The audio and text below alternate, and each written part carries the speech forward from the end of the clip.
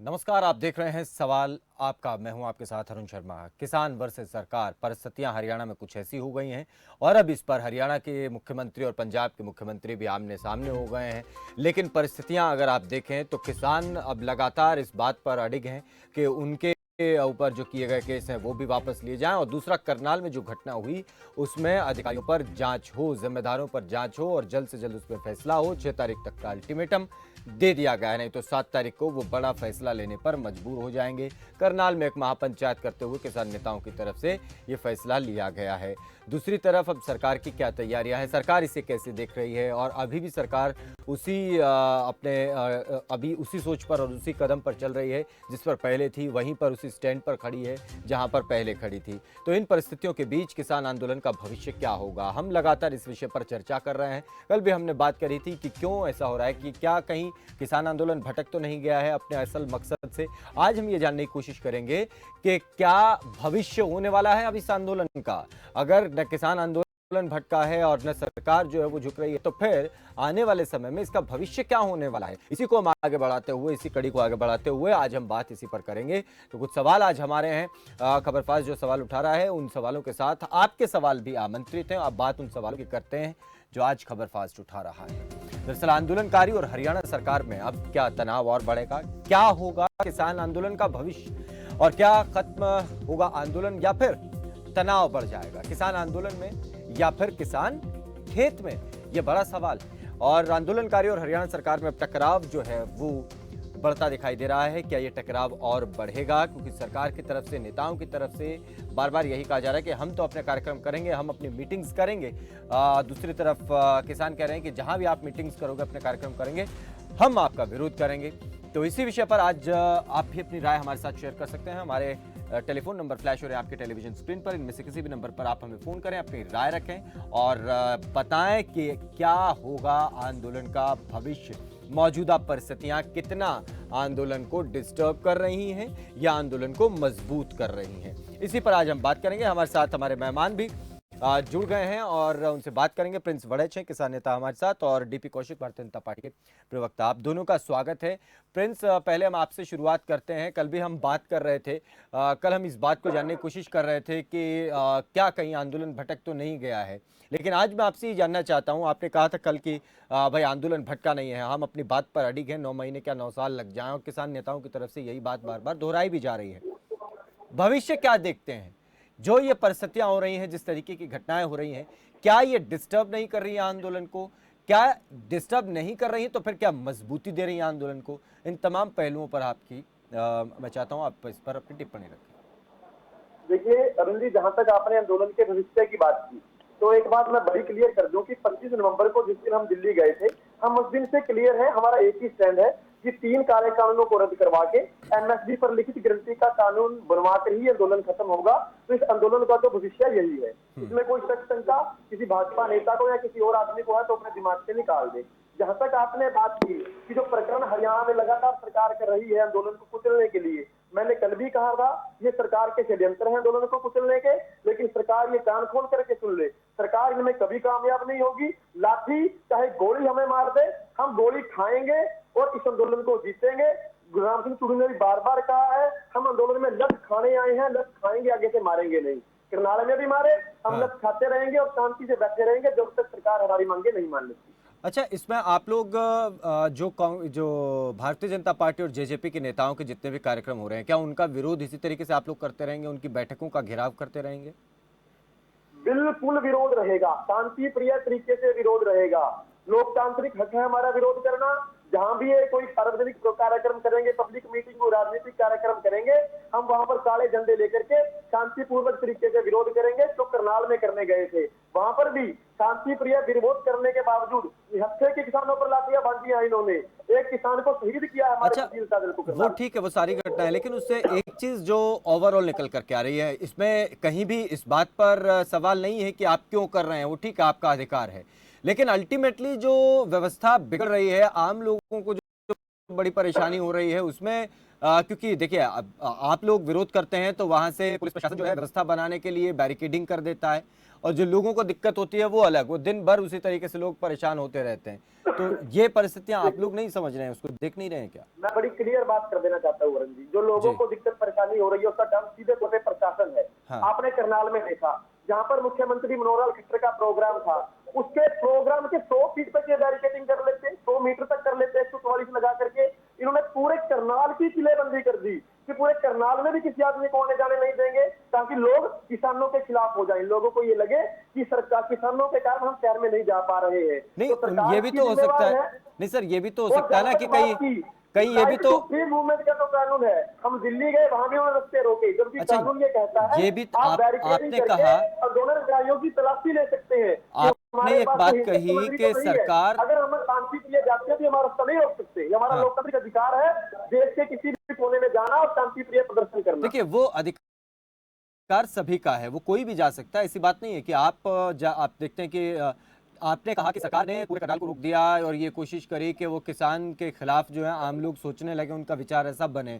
लेकिन ये भी तो हो सकता है ना कि जैसी घटनाएं पहले हुई हैं, हमने देखा कि रणबीर गंगवा की गाड़ी पर पत्थर फेंक दिए गए, पंजाब में कुछ विधायकों के कपड़े फाड़े गए, इस तरीके की परिस्थितियां सामने आई हैं। तो क्या इस डर से भी तो ऐसी व्यवस्थाएं की जा सकती हैं कि भाई ऐसा तो ना हो जाए कहीं किसी और के साथ? जी देखिए, इसका मतलब ये नहीं है कि आप सारे करनाल की किलेबंदी कर दोगे। हमारे नेताओं की किसान करनाल की जो स्थानीय में बॉडी थी वहां भी कोर कमेटी, उसकी प्रशासन से एक रात पहले मीटिंग भी हुई थी बकायदा कि हम शांति तरीके से विरोध करेंगे और 100 फुट दूर खड़े होकर के काले झंडे दिखाएंगे। उनको आश्वासन दिया था पूरा इस बात का।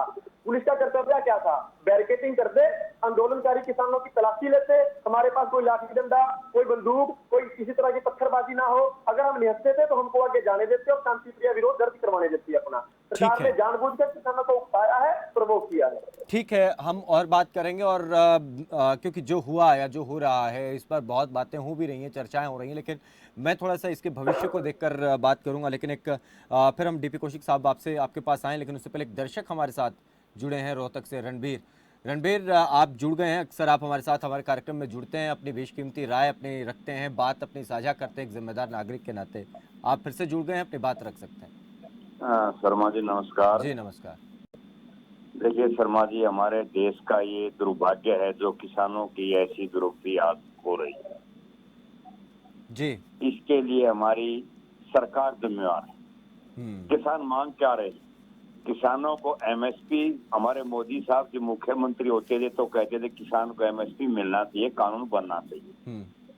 आज ये नेता आज हमारे प्रधानमंत्री बन गए लेकिन अपनी भी कोई जुबान नहीं रही, और हमारे नेता हैं ये किसान को उकसा रहे हैं। और मैंने 4 महीने आपको डिबेट पर एक दिन पहले कहा था कि एक दिन कहीं जाट आरक्षण वाला हाल न हो जाए हमारे देश का।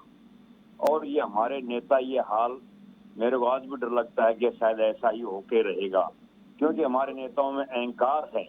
ये नहीं सोचते इलेक्शन के बाद, इलेक्शन आएगा तो गांव में भी जाना है इनको। देखिए, आज ये किसानों का सिर फोड़े, किसान इनका सिर भी फोड़ेंगे। आपने एक बात नहीं देखिए, आप रणबीर जी जो बात कह रहे हैं, आपको चैलेंज कर रहा हूं, आप जो बात कह रहे हैं रणबीर जी, वो बात आपकी एक आशंका हो सकती है, लेकिन आप जैसे जो जिम्मेदार नागरिक हैं और हम भी उस जिम्मेदारी को नहीं कहना चाहिए। नहीं, ये बात आपकी सही है, ये बात आपकी सही है, लेकिन हमारे हम लोगों को एक जिम्मेदारी निभाते हुए कि किसी भी तरीके की कोई भी अगर आपको भड़काने की कोशिश कर रहा है, नहीं वो बात सही है। चलिए बहुत शुक्रिया रणबीर जी, लेकिन एक मैसेज हम यहाँ से क्लियर करें कि कोई भी इस तरीके की मंशा कोई भी रखता है या समाज में भेदभाव करने की कोशिश करता है या भड़काने की कोशिश करता है, तो जिम्मेदार नागरिक होने के नाते हमें पहले भरोसा एक दूसरे पर रखना चाहिए और किसी भी तरीके की ऐसी गलत सूचना पर तुरंत भरोसा करते हुए भड़काऊ बातों को ध्यान में न रखते हुए आगे काम नहीं करना चाहिए। इसका हमें ध्यान रखना चाहिए। देवेंद्र कुमार एक और दर्शक हमारे साथ लाखन माजरा से। देवेंद्र, आप जुड़ गए, अपनी बात रख सकते हैं।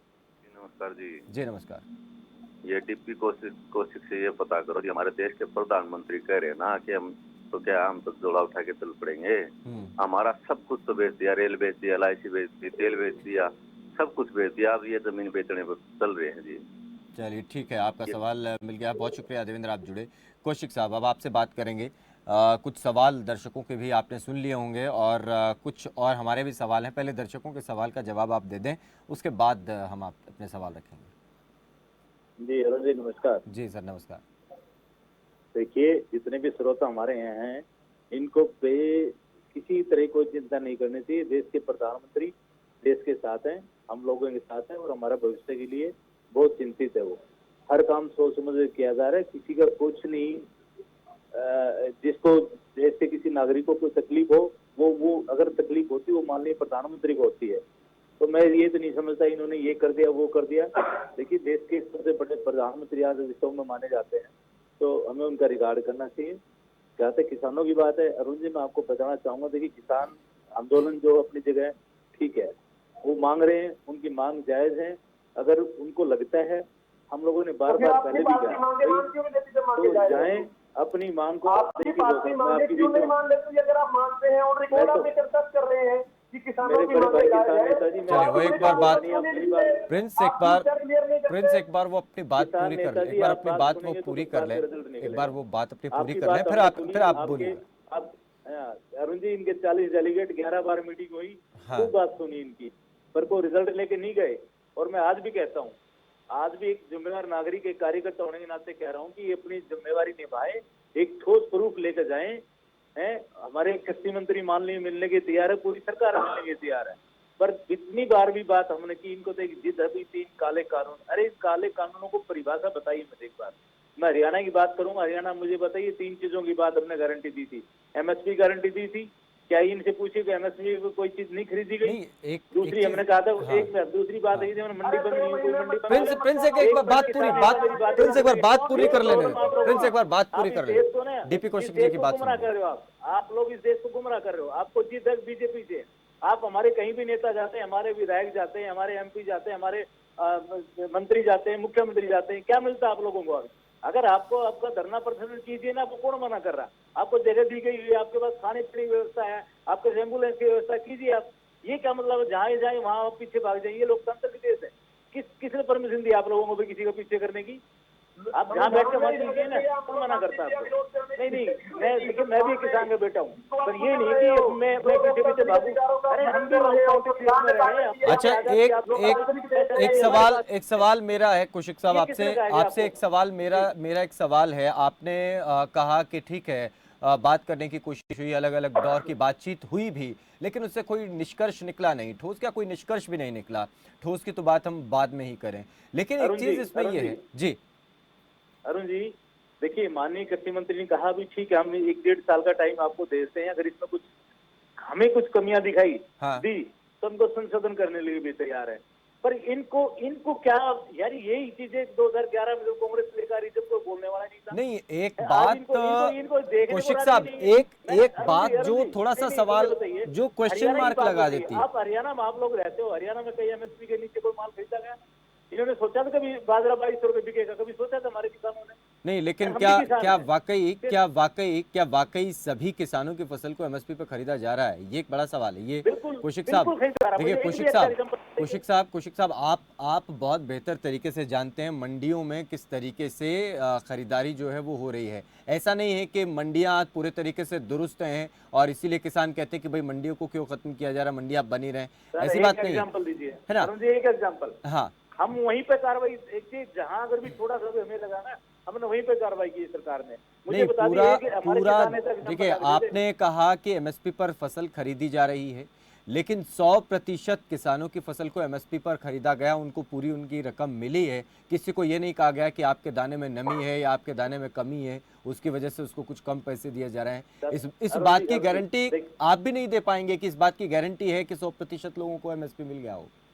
नहीं, मैं एक चीज की बात करता हूँ।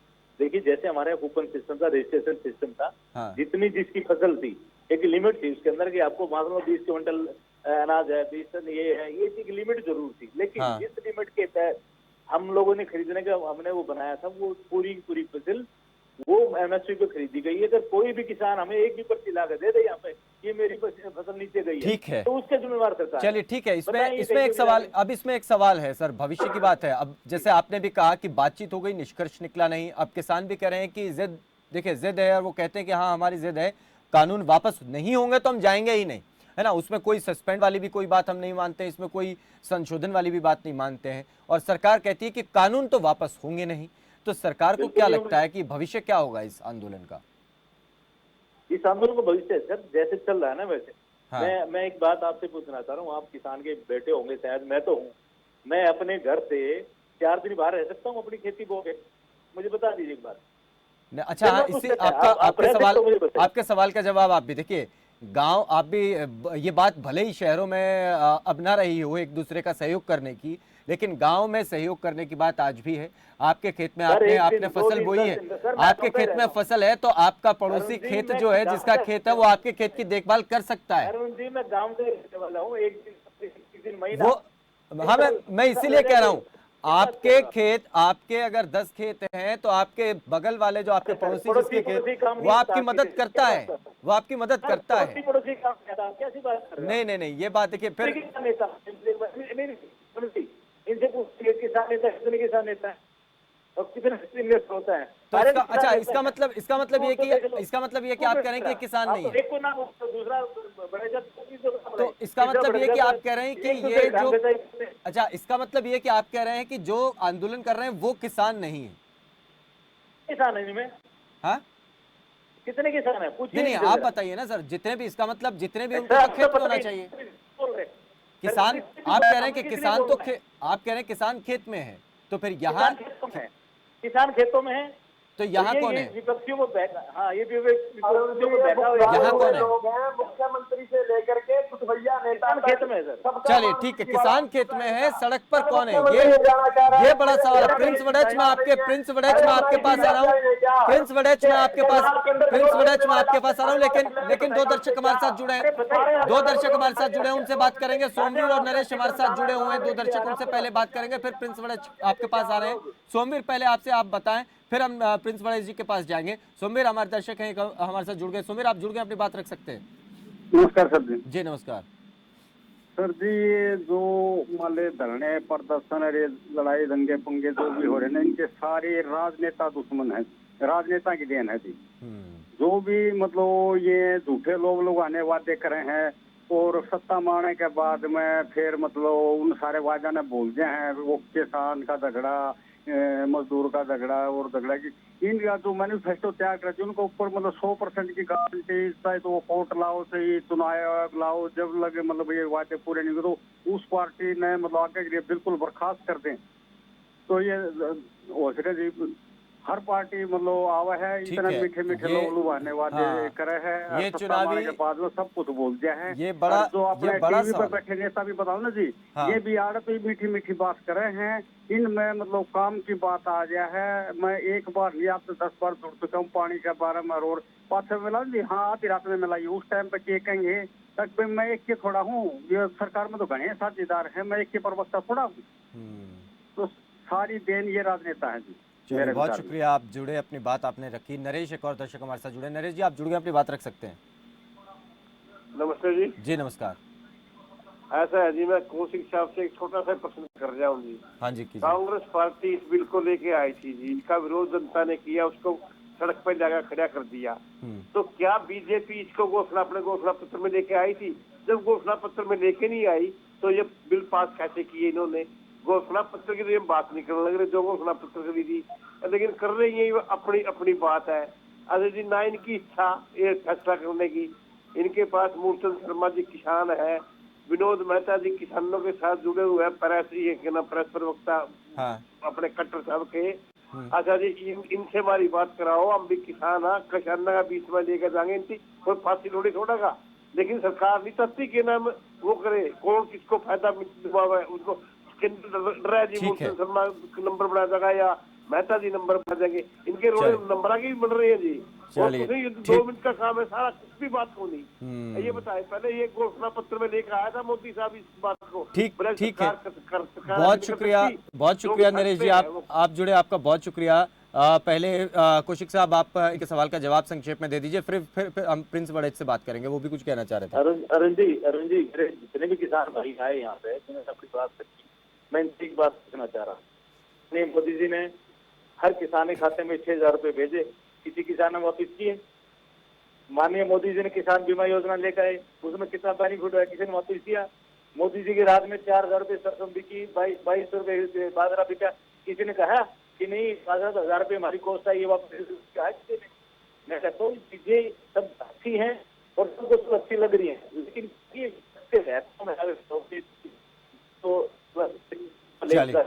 ठीक है, आंदोलन देश के लिए है ना। ठीक है प्रिंस, ये सब चीजें ठीक नहीं है। और ये लोगों को भी सोचना चाहिए कि अपनी चिंता ना करके हाँ। हमारे दूसरे भाइयों की चिंता करें। चलिए ठीक है प्रिंस, रोज रास्ता रोक कर बैठ जाते हैं, रोज उर्दू पंगा करते हैं। कोई नहीं उसमें मेरा उसमें भी एक सवाल उसमें भी है, मेरा आपसे एक सवाल उसमें भी है, लेकिन पहले प्रिंस आप अपनी बात रखें, फिर मैं एक सवाल मेरा उस पर भी है जो कह रहे हैं कि रोज रोज धरना दे देते हैं। पहले प्रिंस आप अपनी बात रखें। देखिए मैंने पहले भी कहा, अभी भाजपा के प्रवक्ता तो कह रहे थे कि किसान ही नहीं है, ये असली किसान नहीं है, किसान खेत छोड़ के कैसे आएगा। अरे हमने वहां रोटेशन में ड्यूटियां बांधी हुई हैं कि 10 किसान जाएंगे हर गांव से और 10 आएंगे। इनके तो मनोहर लाल खट्टर से लेकर के प्रदेश के मुखिया से लेके इनके पन्ना प्रमुख भैया नेताओं तक सबका मानसिक दिवाला पिट चुका है। मैं आपके टेलीविजन पे कह रहा हूँ, कल मनोहर लाल खट्टर प्रेस कॉन्फ्रेंस में कह रहा है कि इसमें मेरे हरियाणा का कोई किसान ही नहीं है। अरे करनाल में जिनको लत मारे वो नाइजीरिया के किसान थे क्या? जिन्होंने 5 मिनट के अंदर सारा हरियाणा जाम कर दिया वो इंग्लैंड से आए थे क्या किसान? वाहियात बातें ये। अरे भाई ये आप कानून में खामियां हैं और जिनको इनकी मांगे जायज है, जब मांगे जायज है तो आप मान लीजिए ना।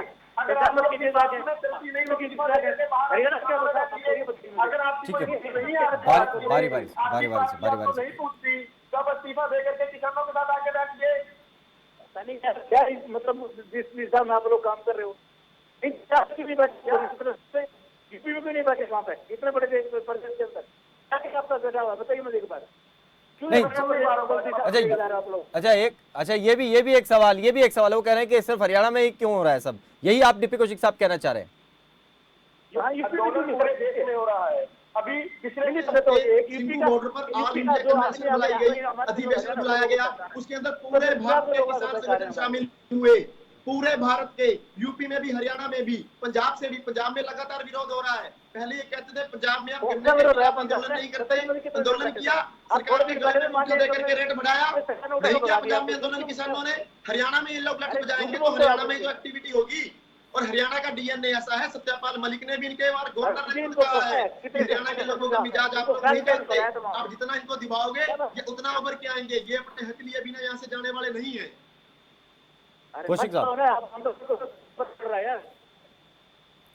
चलिए, मैं अब थोड़ा सा इसमें भविष्य क्या होने जा रहा है, इसकी मैं कुछ बात आपसे करना चाहता हूं। पहले आपसे कौशिक साहब, अभी आपने कहा कि ये तो जो खेत में है, किसान तो खेत में है, तो फिर आंदोलन में कौन है, ये बड़ा सवाल है। दूसरा आपने कहा कि भाई ये धरना देकर बैठ जाते हैं, जगह जगह प्रदर्शन करते हैं, तो ये हर कोई करता है। जब आप लोग सरकार में नहीं थे तो आपने भी किए थे, बहुत किए हैं, है ना? ये चलता है। अच्छा ये चलता है। दूसरी बात अब ये कह रहे हैं आप कि कानून तो वापस होंगे नहीं, तो फिर आंदोलन का भविष्य क्या होगा, कहां तक जाकर बात रुकेगी? क्यों नहीं सरकार ये कह, देखिए क्या सरकार को अब ये लगता है कि अगर अब हम आकर के ये कह देंगे कि ठीक है आपकी बातें मान ली गई हैं, तो सरकार बैकफुट पर आ जाएगी और हम बैकफुट पर आना नहीं चाहते? क्या ये ईगो का सवाल हो गया है कौशिक साहब? देखिए सरकार बिल्कुल बैक नहीं आने वाली, आपको बता देता हूँ। के लिए जो कानून है कानून देंगे, संशोधन गुंजाइश उसके लिए सरकार है। अब ये कानून ये कितना लंबा चल रहा है, ये तो किसान ने, और ये पता है कि इसमें किसान है कौन इनको इनकी व्यवस्था करना है, कौन इनको फंडिंग करना है, ये करा सकते हैं। अच्छा हाँ, ये एक और सवाल देखिए प्रिंस वड़ैच, अब जो कौशिक साहब कह रहे हैं वो कह रहे हैं कि कानून तो वापस होंगे नहीं, सरकार बैकफुट पर नहीं आएगी, बिल्कुल भी, ये तो बात तय है। अब किसान बताएं या जो आंदोलन कर रहे हैं वो बताएं कि इनकी फंडिंग कहाँ से आ रही है, कौन इनको प्रमोट कर रहा है, कौन इनको सामने यहाँ बैठा कर रख रहा है इतने लंबे समय तक, ये कैसे बैठ सकते हैं, इस पर आप भी बता दीजिए। अरे हम ये 2024 तक बिठाएंगे ना, हम तो भी बैठने के लिए तैयार हैं।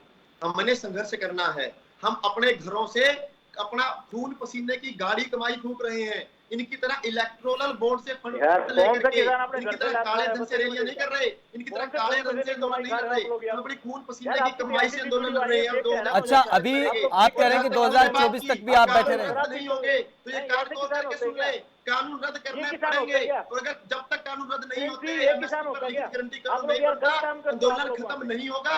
आंदोलन यूं ही शांतिप्रिय तरीके से चलता रहेगा। कितनी वीडियो वायरल हुई आप लोगों की, आप किसानों क्या बहन बेटियों इज्जत लूटते वहाँ पे, दारू भी तो आप लोग चिकन खाते हो, ये किसान नेता होते हैं क्या? कितनी चीजें आपके सामने आई बताइए, कितने लोगों पे केस दर्ज किया गया? ये सब कौन सी गलत वीडियो गलत देखी आपने? बात है। वाहियात बातें कर रहे हैं, आपको शर्म आनी चाहिए। क्या आपको बातें कर रहे हो? ये तो मेरे सामने की बात है यार। शर्म आनी चाहिए आप लोगों ये आज को, मीडिया शर्म आनी चाहिए आप लोगों को ऐसी बातें करते हुए। दिखाता है आपके भाजपा नेताओं ने हाथरस में रेप पता आप लोगों को भी है। हाथरस में बाजू जिंदा में जला कितने दिया केस हुए भाजपा ने। बताइए मुझे कुलदीप बात है। सेंगर ने भाजपा कुलदीप के नेता को कितने एक्सटेंसिव केस सुना दिया पूरे बताइए परिवार को। आप लोगों को आपको नैतिकता समझ के नहीं तौर है पर क्या? बैठने का हक नहीं है। देखिए, नेशनल बात टेलीविजन के ऊपर अब हम कहीं ना आपकी कहीं केस करते हैं, हम भी किसान नहीं देते हैं। चलिए इसको थोड़ा सा संयम भरे उसमें ले आते हैं। ठीक है, देखिए इस तरीके के एक दूसरे के ऊपर छीटाकशी करना और भाषा का इससे फायदा नहीं, इससे कोई बात होने वाली नहीं, इससे कोई बात होने वाली नहीं है। और इसीलिए हम कह रहे हैं, और इसीलिए आज ये सवाल भी हम पूछ रहे हैं कि किसान वर्सेस सरकार हो गया है क्या? सरकार को अगर लगता है कि एक बड़ी संख्या में लोग बैठे हैं तो क्यों नहीं बात को वापस ले लेना चाहिए? डीपी कौशिक साहब, क्यों ले? एक बात बताइए अरुण जी, कानून बनाए जाते हैं, कानून चलाने के लिए बनाए जाते हैं। हाँ। ये नहीं कानून खेल है कि भाई बना दिया तोड़ दिया कानून। नहीं तो बनाया भी तो ऐसे होता है। आपने कानून बनाया, आपने कानून बनाया, आप लेकर के आप ऐसे समय अगर ये जनता के और किसान के हित में होता तो आप खुल करके पहले इसके बारे में जिक्र करते, चर्चाएं होती, और आप इसको कानून के रूप में ही लेकर आते, अध्यादेश के रूप में नहीं लाते। एमएसपी में फसल गई है 2200 रुपए बाजरा, 4000 कौन से किसान ने वापिस किए मुझे बता दीजिए एक बार। नहीं तो वो किसान, कौन से किसान ने वापिस किए मुझे बताइए। वो तो किसान का हक है ना, वो वापस उस बात को क्यों वो करेगा? किसान किसान का अभी किसान देखिए, किसान अपनी फसल बेच रहा है। आप ये भी तो बता दीजिए ना कि इतने ही समय में जो उसको उगाने की लागत है वो भी तो बढ़ी है। इतना तो समय पे दर समय मिलता है ना। महंगाई भत्ता है, सरकारी कर्मचारियों को मिलता है, किसानों को भी नहीं। आखिरी कमेंट प्रिंस परेश, आखिरी कमेंट, केवल 20 सेकंड। क्या भविष्य होने वाला है? ऐसे ही बैठे रहेंगे? कमेंट हमेशा की तरह ही है, आंदोलन का भविष्य स्वर्णिम है। आंदोलन का भविष्य केवल और केवल किसानों की जीत है। हम वहां से अपने हक लेकर के वापस आएंगे, तीनों काले कानूनों को रद्द करवा के और एमएसपी पर लिखित गारंटी लेकर के इज्जतदार तरीके से अपने घरों को वापसी करेंगे। चाहे अगर ये कानून नहीं मानते, या तो हमें गोली मार दें या हमारी मांगे मान लें, इतनी सी बात है। और जो ये घटनाएं हो रही हैं ये भी होती रहेंगी फिर इसी तरीके से, तो परेशानी तो क्रिएट होगी। हम शांतिप्रिय विरोध के पक्षधर हैं, शांति के पक्षधर हैं, शांतिप्रिय तरीके से विरोध करते हैं। सरकार ने लाठियां मारनी है लाठियां मारे, गोली चलानी है गोली मारे। हम शांतिप्रिय तरीके से, लोकतांत्रिक तरीके से, मर्यादा में रह करके विरोध करते रहेंगे। 6 तारीख के बाद क्या होगा? 6 तारीख के बाद क्या होगा?